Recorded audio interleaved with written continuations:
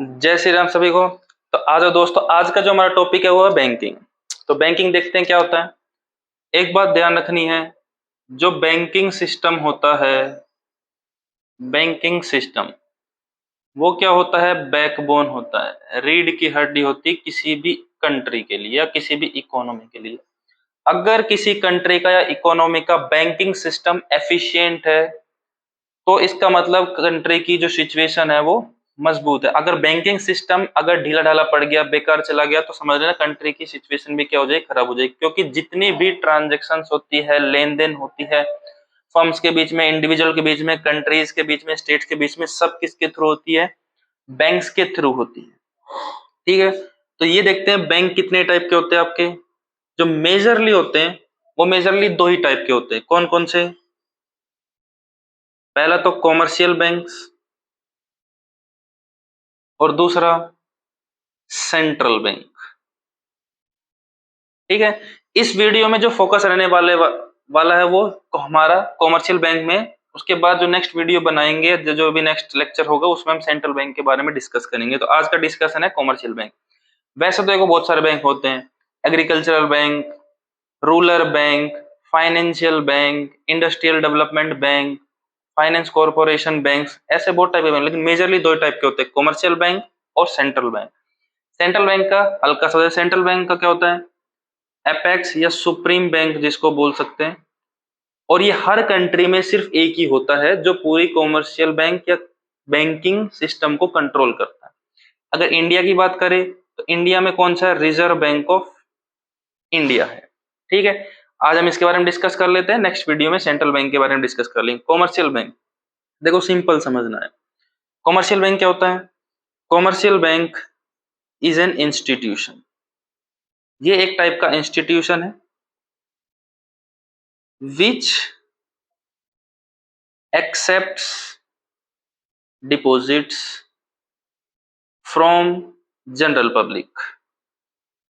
देखो सिंपल सा है, इंस्टीट्यूशन है और क्या करता है, डिपॉजिट्स एक्सेप्ट करता है। किससे? जनरल पब्लिक से। हम जैसे लोग हैं या कोई प्राइवेट फर्म है, वो जाके अपने डिपॉजिट कहां पे सबमिट कराती है, कॉमर्शियल बैंक के पास सबमिट कराती है।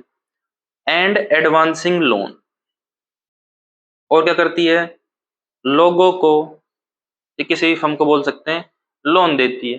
जो लोन है वो मेनली दो ही पर्पज के लिए होता है, या तो लोग कंजम्पशन करेंगे या फिर लोग इन्वेस्टमेंट करेंगे। फॉर एग्जाम्पल मैं बैंक के पास गया कि मुझे लोन चाहिए 10 लाख रुपए का, मेरे को घर बनाना है अपना। तो इसका मतलब मैं क्या कर रहा हूँ बेटा, मैं कर रहा हूँ इन्वेस्टमेंट। या मैं लेके आया कार लेने के लिए लोन, तो भी मैं क्या कर रहा हूँ, इन्वेस्टमेंट। लेकिन मैं कुछ छोटा मोटा लोन लेके 1 लाख रुपए का लोन लेके आया कि मुझे अपने घर का सामान परचेज करना है, मुझे ये करना है, बच्चे की फीस वगैरह भरनी है, तो इसका मतलब मैं क्या कर रहा हूँ, कंजम्पशन कर रहा हूँ। तो क्या होता है commercial bank, it is an institution which accept deposit from general public. General public से डिपॉजिट एक्सेप्ट किए जाते हैं। और एडवांसिंग लोन किस पर्पज के लिए, फॉर कंजम्पशन और फॉर इन्वेस्टमेंट पर्पज, यही होता है। अब देखो कॉमर्शियल बैंक के फंक्शंस कौन कौन से, इसको मैं रब कर देता हूं, सिंपल सा था, देखो ध्यान से। कॉमर्शियल बैंक्स,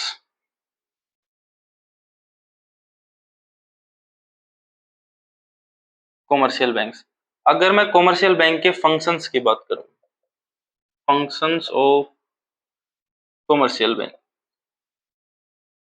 तो हम इसको दो कैटेगरीज में डिवाइड करते हैं, प्राइमरी फंक्शंस,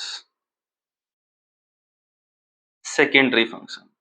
और बहुत सारी बुक में प्राइमरी फंक्शन, सेकेंडरी फंक्शन और अदर फंक्शंस, तो मैं आपको कॉम्प्लिकेट करने की कोशिश बिल्कुल नहीं करूंगा, बिल्कुल simple. Primary function, secondary function. Primary function मतलब जो कॉमर्शियल बैंक के किसी के भी मेन फंक्शन होते हैं, जिसके लिए उसको फॉर्म किया गया है, स्टैब्लिश किया गया है, वो फंक्शन तो करेगा। उसके अलावा कुछ और अदर फंक्शन है जो वो परफॉर्म करता है, उसको हम समझ किस कैटेगराइज कर रहे हैं, सेकेंडरी फंक्शन में कैटेगराइज कर रहे हैं। अब देखो प्राइमरी फंक्शन मेनली बैंक्स के दो ही होते हैं।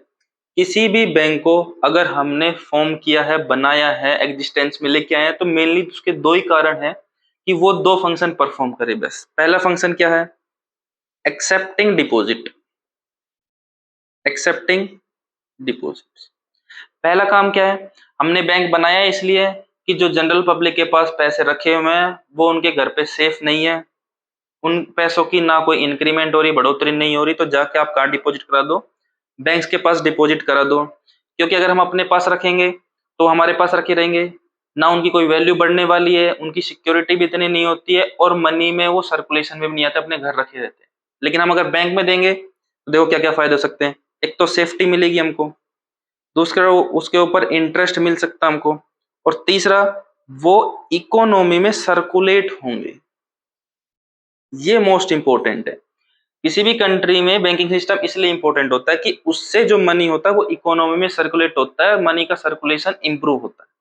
तो पहला फंक्शन तो क्या है कि जनरल पब्लिक से वो एक्सेप्ट करेगी उनकी डिपॉजिट। डिपॉजिट किसी फॉर्म में हो सकती है, वो हम अभी बात कर लेंगे। अब देखो चलो कर ही लेते इसके साथ साथ में कि मेनली आप देखो, आपके फादर है, पेरेंट्स है, आप सभी ने बैंक अकाउंट ओपन करवा रखा होगा, तो किस किस फॉर्म में हम सबमिट करा सकते हैं? सेविंग अकाउंट या फॉर्म्स ऑफ अकाउंट भी बोल सकते हो। सेविंग अकाउंट के फॉर्म में आप डिपॉजिट कर सकते हो। जो सेविंग अकाउंट होती है वो मेनली कौन ओपन करवाते हैं बैंक के साथ? जो हाउस होल्ड वाले लोग होते हैं, मेरे जैसे लोग, आप जो वीडियो देख रहे हैं आप जैसे लोग, ये कौन सा अकाउंट ओपन कराते हैं? सेविंग अकाउंट ओपन कराते हैं, और इसके ऊपर बैंक हमें क्या देती है? इंटरेस्ट भी देती है। ठीक है। दूसरी टाइप का कौन सा होता है? Current account. ये मेनली कौन ओपन कराते हैं? जो फर्म्स होती है वो ओपन कराते हैं, फर्म के नाम पे ओपन कराया जाता है करंट अकाउंट। अब देखो दोनों में डिफरेंस क्या है। एक तो ये हाउस होल्ड ओपन कराते हैं, इंडिविजुअल बोल सकते हो वो ओपन कराते हैं जनरली, और फर्म्स वाले या बिजनेसमैन लोग क्या ओपन कराते हैं? करंट अकाउंट ओपन कराते हैं। सेविंग अकाउंट में आपको कुछ ना कुछ इंटरेस्ट मिलेगा, से 4%, 5%, which is depend on the different type of policies adopted by different banks. Saving account, current account में कोई भी इंटरेस्ट प्रोवाइड नहीं कराया जाता है, जीरो इंटरेस्ट रहता है। ठीक है। दूसरा, सेविंग अकाउंट में आप लिमिटेड ट्रांजेक्शन्स कर सकते हो पर डे में, लेकिन करंट अकाउंट में आप अनलिमिटेड ट्रांजेक्शन कर सकते हो, जितनी बार ट्रांजेक्शन करना चाहो। फॉर एग्जांपल सेविंग अकाउंट है, आपको कैश विड्रॉ करना होता है तो एक लिमिट सेट कर रखी है कि इस लिमिट से ज्यादा आप कैश विड्रॉ नहीं कर सकते। जैसे फॉर एग्जांपल किसी की 25,000 है, किसी की 40,000 है, डिपेंड ऑन दिस, कि आप 4 बार ये एटीएम यूज कर सकते हो दिन में, ऐसे लिमिट सेट होती है। लेकिन करंट अकाउंट में ऐसी कोई भी लिमिट सेट नहीं होती, आप नंबर ऑफ ट्रांजेक्शन कर सकते हो। तो ये दोनों में डिफरेंस होता है। फर्म होती है उसको दिन में बहुत सारी ट्रांजेक्शन, बहुत सारे लोगों से लेना देना, परचेज सेल चलती रहती है, सैलरी वैली का। थर्ड कौन सा था? ये सभी ने सुना होगा, fixed deposit. Fixed deposit account में क्या होता है? कोई भी पर्सन एक लमसम अमाउंट डिपॉजिट करता है, lump sum amount for a specific period, for a specific period. ठीक है। अब फॉर एग्जांपल मैं गया बैंक के पास और मैंने बोला कि ये मेरे 5 लाख रुपीस है, मेरी इसकी एफडी बना दो। शॉर्ट में क्या बोलते हो आप लोग? एफडी। इसकी मेरी एफडी बना दो। कितने साल के लिए? For 3 years. For 3 years. अब देखो एफडी बनाई है 3 इयर्स के लिए, इसलिए इस 3 इयर्स को हम क्या बोल सकते हैं? Lock in period. Lock in period, इसका मतलब आपने जो फिक्स डिपॉजिट बैंक के पास रखा है उसको आप 3 साल से पहले कभी भी विड्रॉ नहीं कर सकती। आपकी जो मैच्योरिटी होगी वो आफ्टर 3 इयर्स होगी, उसके बाद आपको पैसे मिल जाएंगे प्लस इंटरेस्ट के साथ। उससे पहले आप विड्रॉ नहीं कर सकते। अब आपको क्वेश्चन आएगा सर ऐसे कैसे, हमें बहुत ज्यादा ही अर्जेंट रिक्वायरमेंट होगी तो हम तो विड्रॉ कर लेंगे। Yes, you can withdraw, but यहाँ पे बैंक आपका इंटरेस्ट डिडक्ट कर लेगा, वो उनकी जो पॉलिसी है, जो आपके साथ एग्रीमेंट बना है उसके अकॉर्डिंग। अदरवाइज आप विड्रॉ कब करोगे? 3 साल के बाद ही विड्रॉ करना, जो भी आपका लॉक इन पीरियड होता है उसके बाद ही विड्रॉ करोगे। अब देखो जो फिक्स डिपॉजिट पे इंटरेस्ट मिलता है वो मोर देन होता है सेविंग अकाउंट में, क्योंकि एक फिक्स पीरियड के लिए होता है तो कमर्शियल बैंक के पास पैसे पड़े रहते हैं हमेशा। फोर्थ टाइप का होता है रिकरिंग अकाउंट। रिकरिंग अकाउंट में क्या होता है? एक specific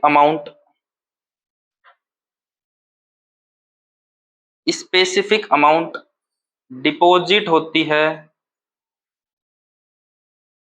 eight fixed intervals, at fixed interval. तो एग्जांपल समझो कि से फॉर एग्जांपल मैं बैंक को बोलूं कि मेरे 5,000 डिडक्ट करोगे आप पर मंथ, 5000 अमाउंट आप डिडक्ट करोगे पर मंथ और डिपॉजिट करोगे उसको मेरे अकाउंट में, तो हर महीने मेरे 5000 रुपए डिडक्ट होंगे और मेरे रिकरिंग डिपॉजिट में डिपॉजिट होते रहेंगे। फॉर एग्जांपल जनवरी में 5000 डिडक्ट हुए, फेब में फिर 5000 डिडक्ट हुए उसमें चले गए, मार्च में डिडक्ट हुए फिर डिपॉजिट में चले गए, अप्रैल में डिपॉजिट हुए फिर उसमें चले गए। तो फिक्स्ड और रिकरिंग में डिफरेंस क्या? फिक्स्ड में आप एक साथ अमाउंट डिपॉजिट करते हो एक फिक्स्ड पीरियड के लिए, रिकरिंग डिपॉजिट में आप एक साथ सारी अमाउंट डिपॉजिट नहीं करते हो, एक टाइम इंटरवल के हिसाब से आप डिपॉजिट करते रहते हो। मंथली भी हो सकता है आपका, क्वार्टरली हर 3 महीने भी हो सकता है, ईयरली भी हो सकता है, हाफ ईयरली भी हो सकता है, वो डिपेंड है कि आपने उस अकाउंट को कैसे ओपन करा है।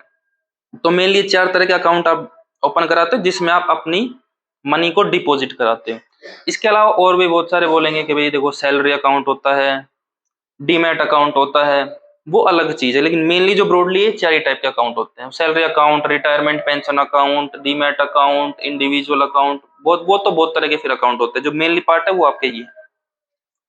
ठीक है, तो पहला काम क्या होता है कमर्शियल बैंक का कि वो डिपॉजिट एक्सेप्ट करेगा, ये पहला फंक्शन है जो प्राइमरी फंक्शन कह सकते हैं। और दूसरा प्राइमरी फंक्शन कौन सा है? Advancing loan. एडवांसिंग लोन इसका मतलब लोन प्रोवाइड कराएगा जिसको भी लोन प्रोवाइडेड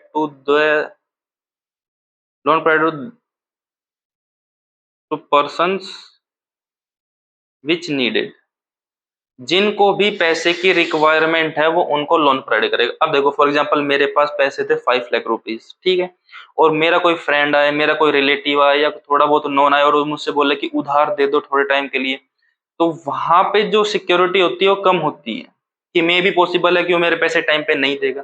इसलिए बैंकर जो है तो वो मीडिएटर का काम करता है, जिसको बोल सकते हैं मीडिएटर का, या एजेंट का काम को बोल सकते हो, मीडिएटर काम करता है। अब देखो मैंने बैंक में डिपॉजिट कराए तो बैंक मेरे लिए रेस्पॉन्सिबल है कि मैं जब भी विड्रॉ करने जाऊंगा वो मुझे पैसे देगा, और यहाँ पे उन्होंने एडवांस दिया जिसको भी लोन की रिक्वायरमेंट थी। तो अब मुझे डायरेक्टली किसी का कॉन्टेक्ट मारने की जरूरत नहीं है, अब बैंक उससे समझेगा जिससे भी लोन दिया, तो जिस कोई पर्सन को नीड होगी दे देगा, किसी भी इंडिविजुअल को, फर्म को, कंपनी को, किसी को भी ग्रोथ व्रोथ करनी है अपनी लोन लेगा यहाँ से। अब लोन कैसे से, फॉर एग्जाम्पल पर्सनल लोन आपने नाम सुना होगा, home loan, car loan, startup loan, इस टाइप के बहुत सारे लोन होते हैं जो कमर्शियल बैंक लोगों को प्रोवाइड कराता है।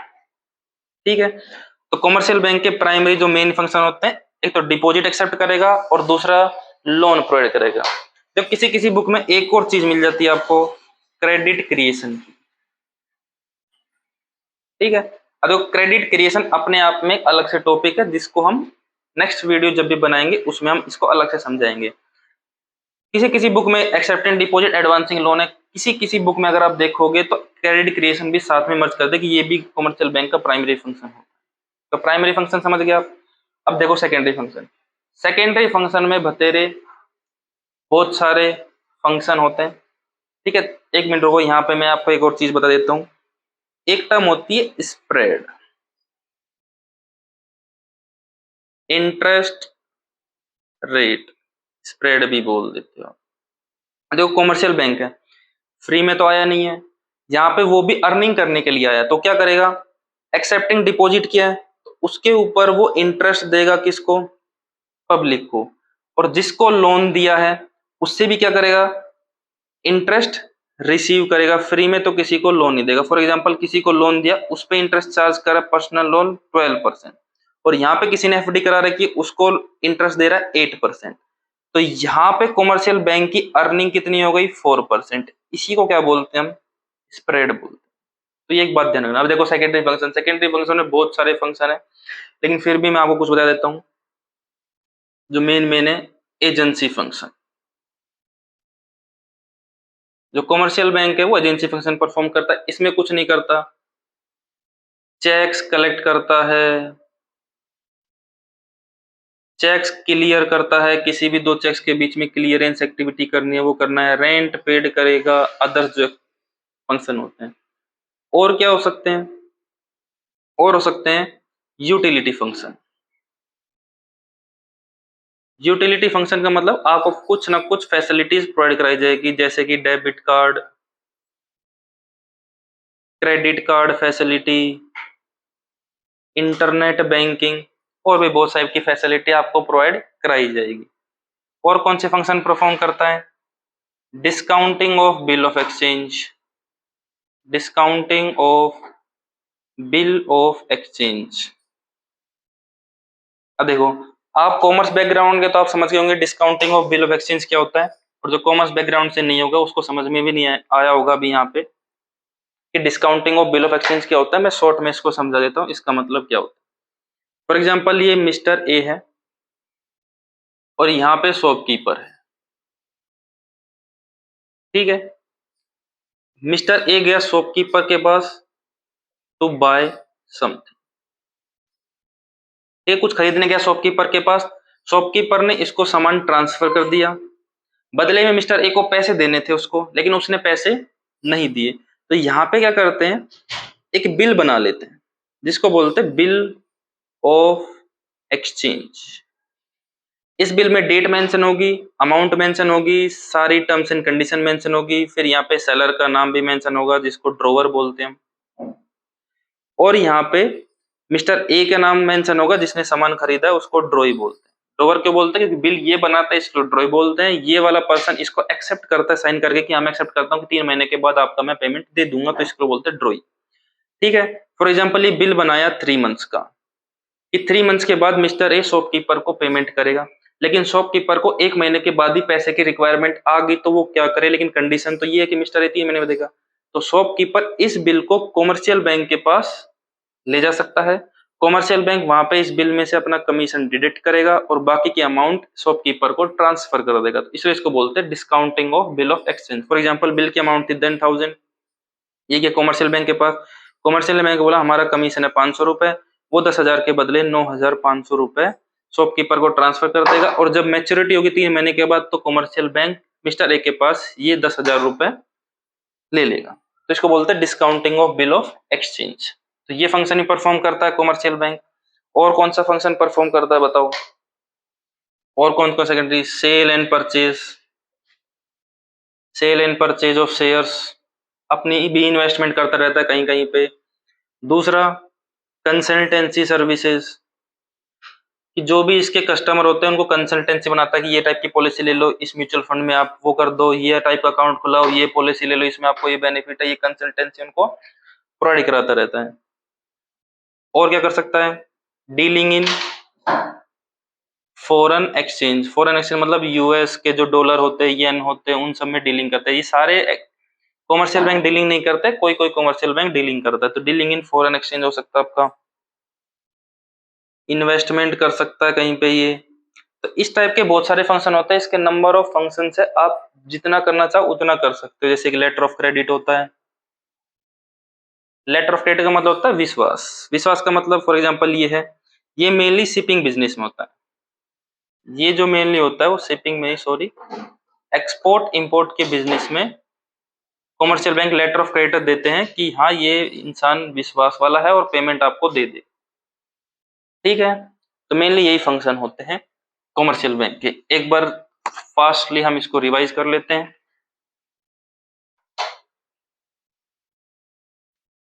ये देखो, एक होता है प्राइमरी फंक्शन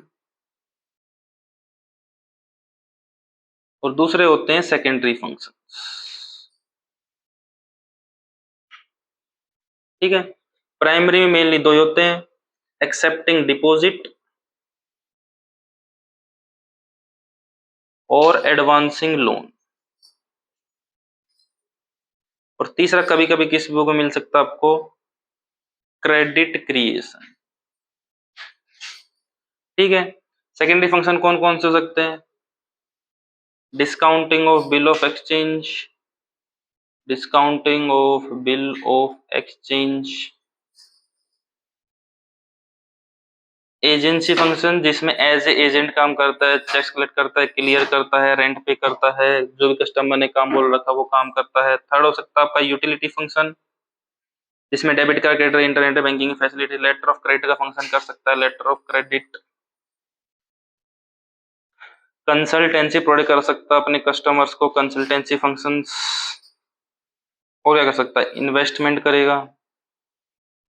ऐसे बहुत सारे फंक्शन है, आप कितने ही पढ़ लो, लेकिन मेन मेन यही है। वीडियो पसंद है तो लाइक कीजिए, सब्सक्राइब कीजिए।